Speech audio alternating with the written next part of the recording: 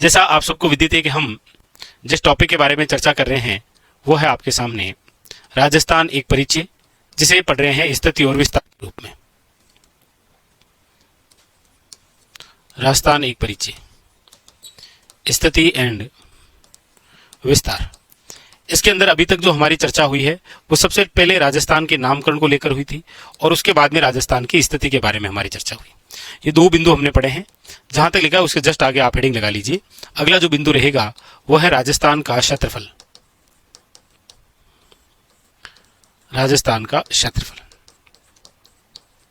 यदि हम राजस्थान का क्षेत्रफल देखें और इसकी बातें करें तो देखिए, सबसे पहली बात जहां पर कई बार विद्यार्थी कंफ्यूजन हो जाता है, थोड़ा सा ध्यान रखें आप कि राजस्थान का क्षेत्रफल पूछा जा रहा है, लेकिन आपको कौन सी इकाई में पूछा जा रहा है। भाई जैसे वर्ग किलोमीटर में पूछा जा रहा है या फिर वर्ग मील में पूछा जा रहा है, क्योंकि पूछे तो दोनों ही तरीके से गया है। तो वर्ग किलोमीटर में यदि आपसे पूछ रहा है तो आप सब जानते ही हैं भाई 3,42,239.74। जबकि वर्ग मील में पूछे तो याद रखिएगा 132 140।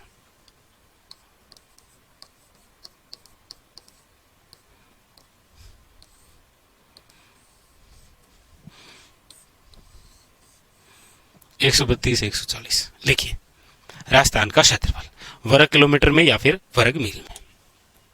अगली बात कि राजस्थान का ये जो इतना एरिया है ये देश में कौन सा स्थान रखता है। देश में स्थान, तो याद रखिएगा देश में जो स्थान है वो है प्रथम। प्रथम स्थान कब से है तो याद रखिएगा 1 नवंबर 2000 से। ऐसा क्या हुआ था?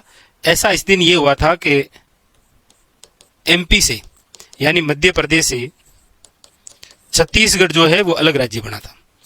एमपी से छत्तीसगढ़ अलग हुआ, इसीलिए एमपी जो सबसे बड़ा हुआ करता था उसके स्थान पर राजस्थान आ गया। अब अगली बात यह आती है कि राजस्थान का जो क्षेत्रफल है वो देश के कुल क्षेत्रफल का कितना भाग है। देश के कुल क्षेत्रफल का कितना भाग है? तो देश के कुल क्षेत्रफल का भाग है 10.41%। याद रखेंगे, क्योंकि देश का जो क्षेत्रफल है वो है आपके 32,87,263 वर्ग किलोमीटर और राजस्थान के इसकी हम प्रतिशत निकालेंगे तो हमारे सामने आंकड़ा आएगा 10.41%। याद रखेंगे। तो यही मेनली जो क्वेश्चन होते हैं क्षेत्रफल से रिलेटेड जो करता है एग्जामिनर, वो आपके सामने ये क्वेश्चन पूछता है। ठीक है, लिखिएगा।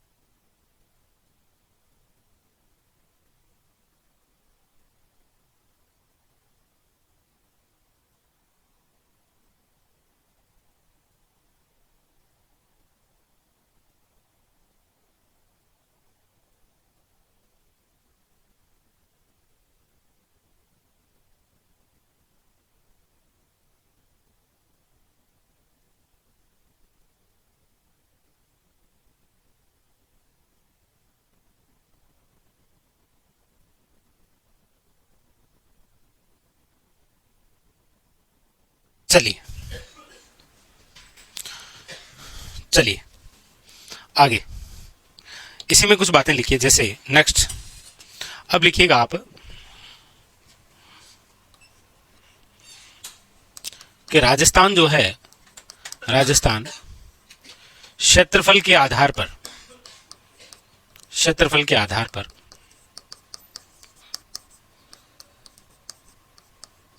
क्षेत्रफल के आधार पर इजराइल से, कौन सा देश है, इजराइल से 17 गुना बड़ा है। याद रखिएगा कितना गुना बड़ा है, 17 गुना बड़ा है। ठीक है। राजस्थान क्षेत्रफल के आधार पर ब्रिटेन से दुगुना है। याद रखिएगा ब्रिटेन से दुगुना है।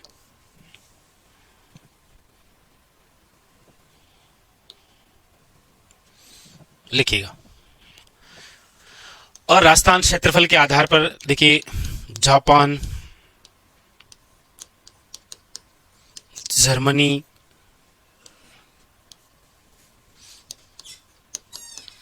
वियतनाम, कजाकिस्तान,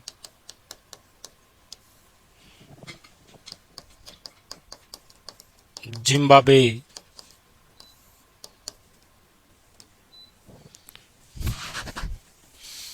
इन सब के याद रखिएगा कि लगभग बराबर है। देखिए सबसे पहले कोशिश तो यही है कि जब क्षेत्रफल से क्वेश्चन बन रहा है ना, तो वो ज्यादातर तो क्वेश्चन बनने की संभावना यही है कि क्षेत्रफल कितना है और वो देश के कुल क्षेत्रफल का कितना भाग है, और कोई लंबी चौड़ी बात ज्यादा नहीं करेंगे। ठीक है। राजस्थान में क्षेत्रफल के आधार पर सबसे बड़ा जिला कौन सा है,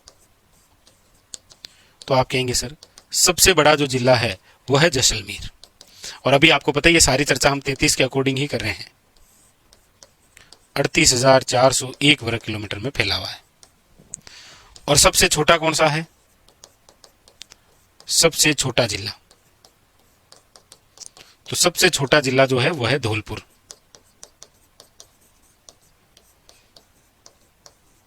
30-34 वर्ग किलोमीटर। लिखिएगा।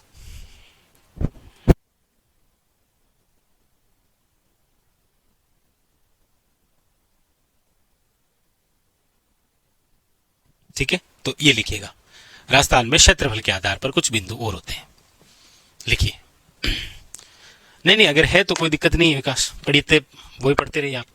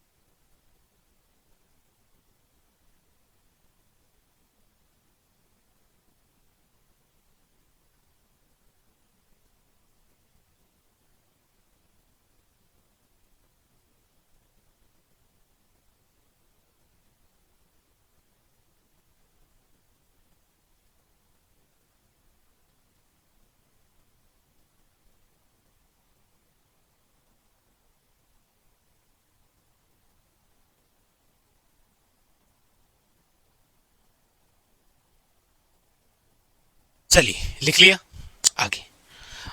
तो ये बात क्षेत्रफल के आधार पर हो गई है, जो जो क्वेश्चन बन सकते हैं। अब हम बात आगे करते हैं और चर्चा ये करते हैं कि हमारा जो राजस्थान है,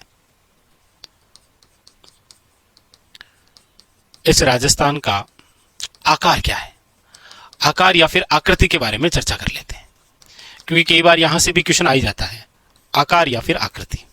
तो राजस्थान का जो आकार या जो आकृति है उसकी हम चर्चा करते हैं। तो देखिए वो हमें दिखाई देता है इस प्रकार से। एक तो आकार हम पढ़ते हैं वो है आपके पतंगाकार, और एक जो है वो है आपके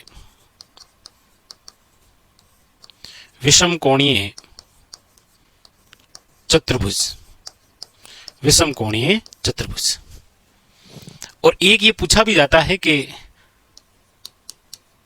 प्रोफेसर जो टी एच हेंडले हैं, कौन से प्रोफेसर टी एच हेंडले ने कौन सा प्रकार यानी कौन सा आकार बताया है, तो वो बताया है रोम्बस, रोम्बस जैसा, याद रखिएगा।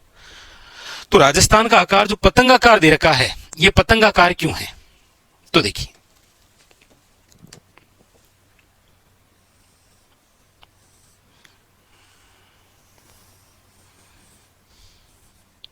ये राजस्थान है। आप सब जानते हैं कि ये जो दिशा है ये उत्तर दिशा है, ये दक्षिण दिशा है, ये आपकी पश्चिम दिशा है, और ये आपकी कौन सी है, पूर्व दिशा है।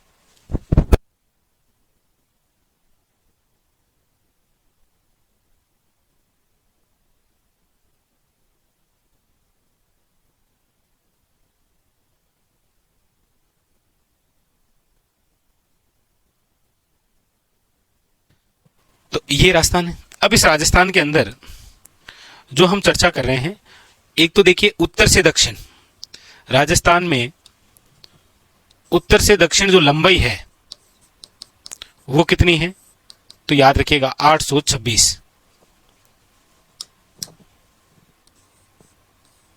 राजस्थान में उत्तर से दक्षिण जो लंबाई है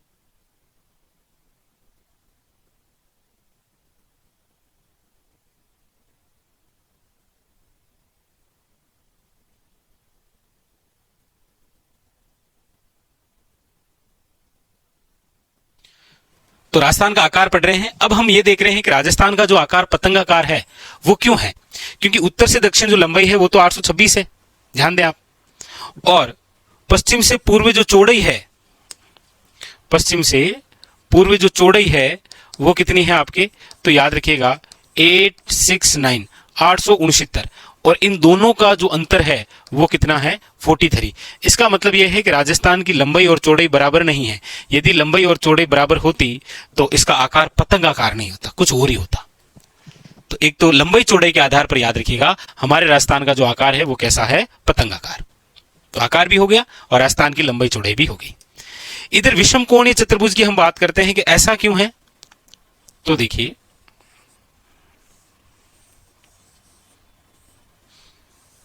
ये हमारा राजस्थान, जिसमें ये उत्तर दिशा, ये दक्षिण दिशा, ये आपकी पश्चिम दिशा, और ये है आपकी पूर्व दिशा। भाई उत्तर दक्षिण पश्चिम और पूर्व, ठीक है।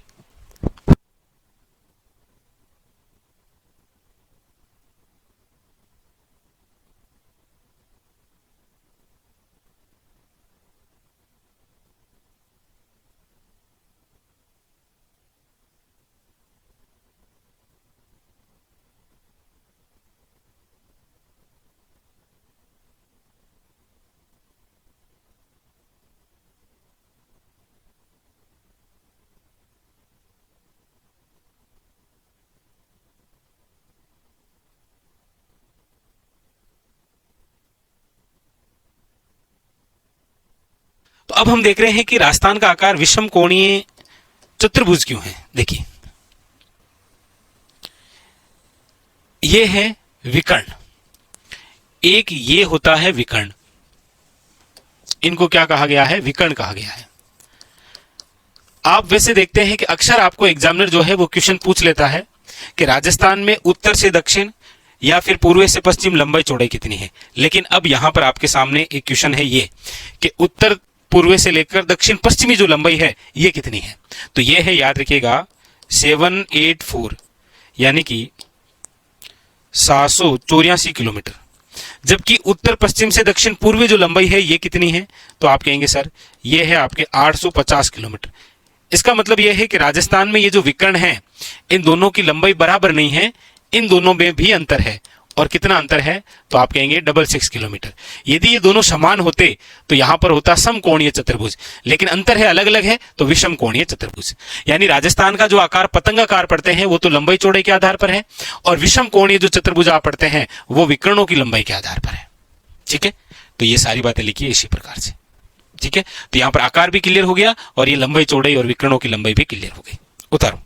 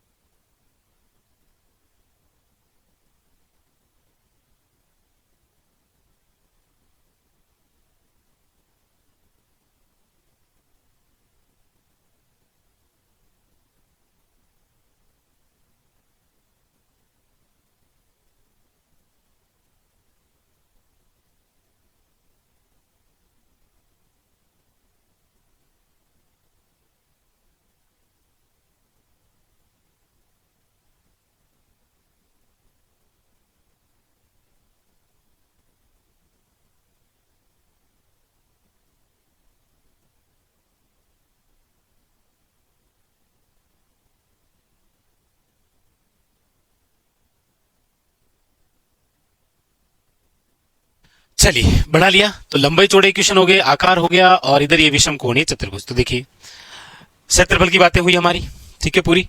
उसके बाद में फिर आकार की बात हुई। अब आप अगला बिंदु हेडिंग लगाइए, राजस्थान का विस्तार। और ये जो राजस्थान का विस्तार है, ये हम पढ़ रहे हैं बिंदुओं के आधार पर। किस आधार पर पढ़ेंगे? बिंदुओं के आधार पर। बिंदुओं के आधार पर कैसे? देखो,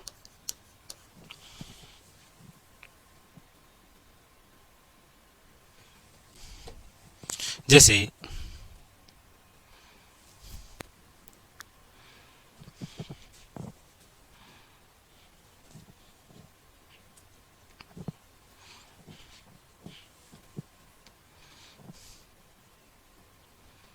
बिंदुओं के आधार पर, जैसे ये राजस्थान है, ठीक है। इस राजस्थान के अंदर एक तो हमारे यहां उत्तरी बिंदु कौन सा है, दक्षिणी बिंदु कौन सा है, पश्चिमी बिंदु कौन सा है, और पूर्वी बिंदु कौन सा है। ये बिंदु हमें पढ़ने हैं। जिसमें लीजिए सबसे पहले हम देखते हैं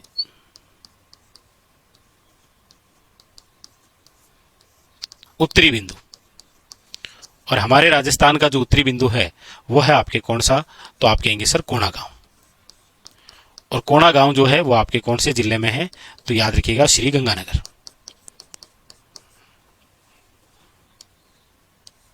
ये है हमारे राजस्थान का उत्तरी बिंदु। राजस्थान के दक्षिणी बिंदु की यदि हम बात करते हैं, दक्षिणी बिंदु, और वो है आपके बोरकुंड।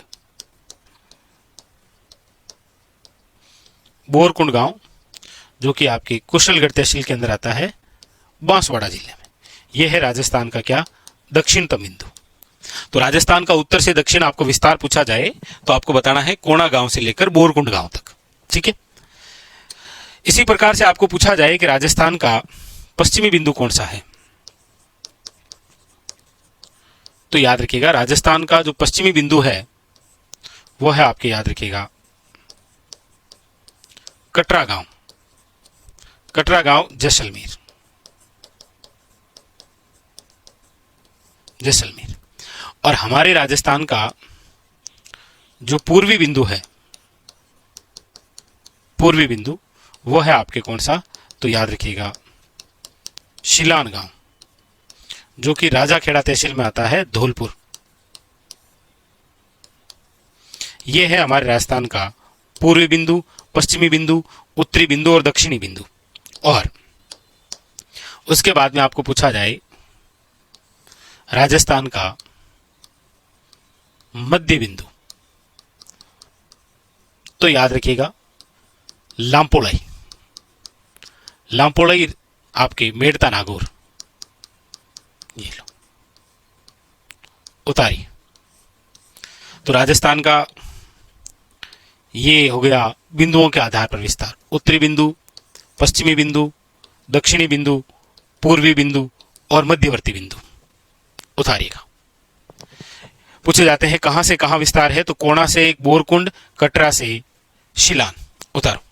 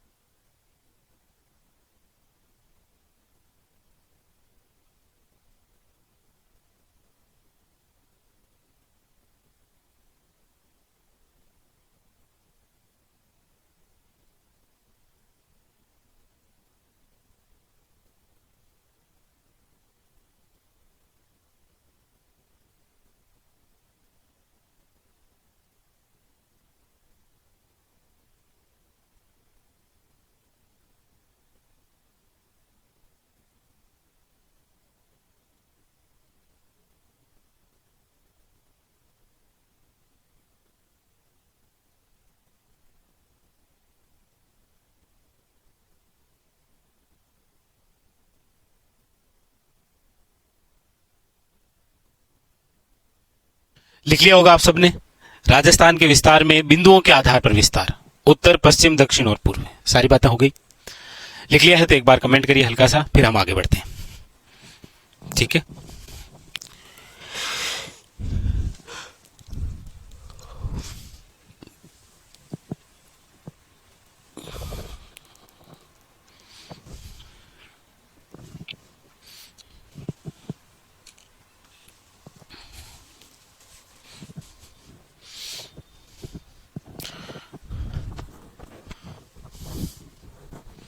चलें आगे। ठीक है, तो अब राजस्थान का जो विस्तार हम पढ़ने वाले हैं, राजस्थान का विस्तार, वो राजस्थान का विस्तार हम पढ़ेंगे अक्षांश और देशांतर के आधार पर। अक्षांश देशांतर, इस आधार पर। ठीक है, तो राजस्थान का विस्तार अक्षांश और देशांतर के आधार पर पढ़ने वाले हैं। देखिए, ये आपके सामने एक,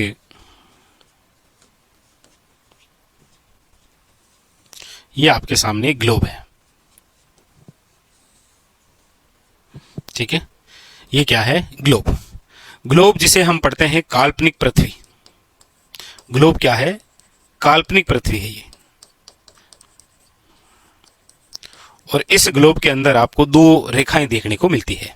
आराम से एक एक शब्द को देखते हैं, क्योंकि हम पढ़ने जा रहे हैं राजस्थान का विस्तार अक्षांश और देशांतर के आधार पर। तो हम ये कह रहे हैं कि काल्पनिक पृथ्वी जिसे हम ग्लोब कहते हैं, इस ग्लोब में आपको दो रेखाएं देखने को मिलती है। एक तो रेखाएं आपको कुछ इस प्रकार से दिखाई देती है, ऐसे। ये जो रेखाएं अभी मैंने खींची है, इनको कहा जाता है अक्षांश। यानी ग्लोब के अंदर पूर्व से पश्चिम या पश्चिम से पूर्व जो रेखाएं खींची जाती है, इन्हें हम क्या कहते हैं? याद रखिएगा, अक्षांश रेखाएं। ये तो होते हैं अक्षांश। और इसी काल्पनिक पृथ्वी को जैसे ग्लोब के रूप में हम पढ़ रहे हैं, इसमें जब आप पढ़ते हैं ये रेखाएं,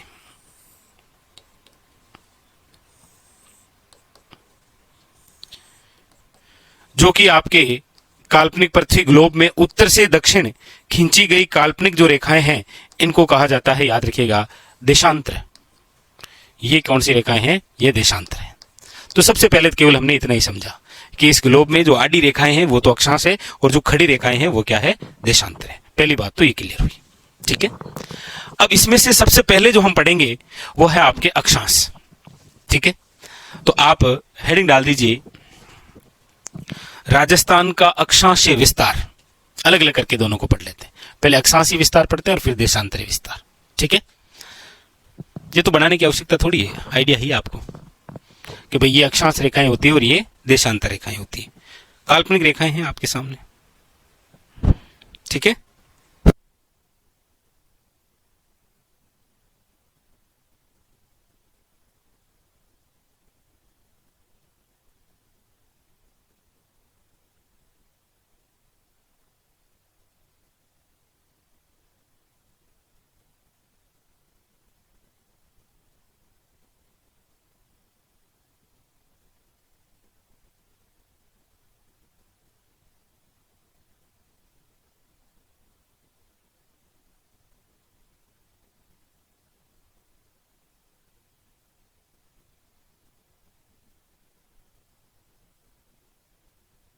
चलिए, तो इसमें आप हेडिंग डाल दीजिए, राजस्थान का अक्षांशीय विस्तार। और ये जो हम राजस्थान का अक्षांशीय विस्तार पढ़ने जा रहे हैं, इसको लेकर हम चर्चा कर लेते हैं। ठीक है, लीजिए, इसमें सबसे पहले अक्षांश।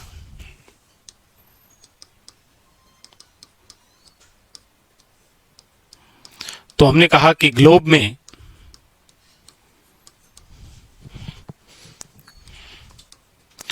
में पूर्व से पश्चिम की ओर खींची गई काल्पनिक जो रेखाएं होती है वो अक्षांश रेखाएं होती हैं। कितनी होती है? अक्षांश रेखाएं। ठीक है, वो अक्षांश होते हैं। क्वेश्चन आता है कुल अक्षांश कितने होते हैं? फिर एक ग्लोब में कुल अक्षांश होते कितने हैं? तो हम यहां पर ये देखते हैं कि यह आपके सामने ग्लोब रहा। ठीक है, इस ग्लोब में एक तो रेखा है वो जो इस ग्लोब को दो भागों में बांटती है, वो रेखा है 0 डिग्री अक्षांश। उस रेखा का नाम तो क्या है? याद रखिएगा, 0 डिग्री अक्षांश। हम यहां पर यह कह सकते हैं कि एक अक्षांश है जिसका नाम है 0 डिग्री अक्षांश, और ये 0 डिग्री अक्षांश जो है ये ग्लोब का विभाजन करती है। देख ही रहे हैं आप, ग्लोब का क्या करती है? विभाजन। और ये जो ग्लोब का विभाजन हुआ है ये दो भागों में हुआ है, क्योंकि ऊपर वाला तो कहलाता है उत्तरी गोलार्ध और नीचे वाला कहलाता है दक्षिणी गोलार्ध। ये दो बातें, यानी कि ये उत्तरी गोलार्ध हो गया और ये दक्षिणी गोलार्ध। अब ये 0 डिग्री अक्षांश है तो इसके ऊपर चलेंगे तो 1 डिग्री, 2 डिग्री, 3 डिग्री, 4 डिग्री, ऐसे करते करते यहां पर कितने? 90 डिग्री। और इसी प्रकार ऐसे यहां से 1 डिग्री, 2 डिग्री, 4 डिग्री, 5 डिग्री, और यहां पर कितने? 90 डिग्री। यानी कि 90 डिग्री ही आपके उत्तरी गोलार्ध में है और 90 डिग्री ही आपके किस में है? दक्षिण गोलार्ध में।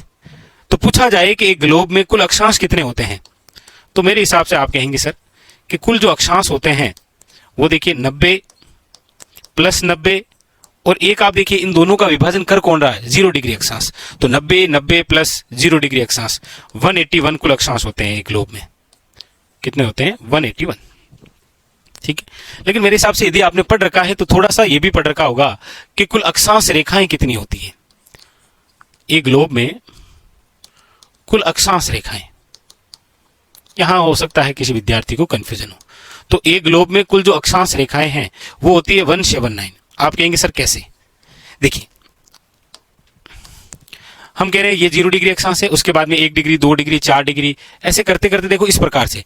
मतलब यह है कि जैसे जैसे हम उत्तर ध्रुव की ओर बढ़ रहे हैं, अक्षांश के मध्य की जो ये लाइन है इसकी जो लंबाई है वो कम होती जा रही है, और एक समय ऐसा आएगा जब केवल और केवल बिंदु से डिफाइन किया जाएगा। किसको? इस 90 डिग्री को। उसी प्रकार इसे भी एक बिंदु से डिफाइन करेंगे 90 डिग्री को। तो जो रेखाएं हैं उसमें दो तो बिंदु आ गए, तो दो बिंदु आ गए। कुल कितनी अक्षांश है? 181। दो बिंदुओं के रूप में तो माइनस करेंगे कितना आएगा? 179।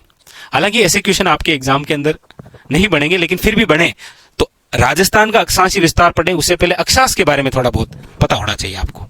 ठीक है, और इस अक्षांश निर्धारण किसका होगा? तो याद रखिएगा, जलवायु का। कैसे होगा इसकी भी चर्चा करेंगे। अक्षांश से निर्धारण किसका होता है? याद रखिएगा, जलवायु का। ठीक है, और दो अक्षांशों के मध्य कितनी दूरी होती है? या सबसे पहले दो अक्षांशों के मध्य स्थान को क्या कहते हैं? तो याद रखिएगा, उसे कहते हैं जोन। याद रखिएगा, काफी सारी बातें अक्षांश के बारे में। अभी तक हमने राजस्थान का अक्षांशीय विस्तार तो लिखा भी नहीं है। ठीक है,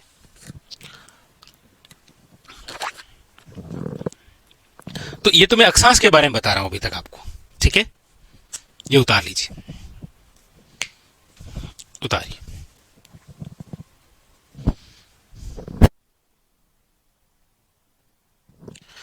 ये उतारिए, बाकी की चर्चा जो है वो हम करेंगे अगले सेशन।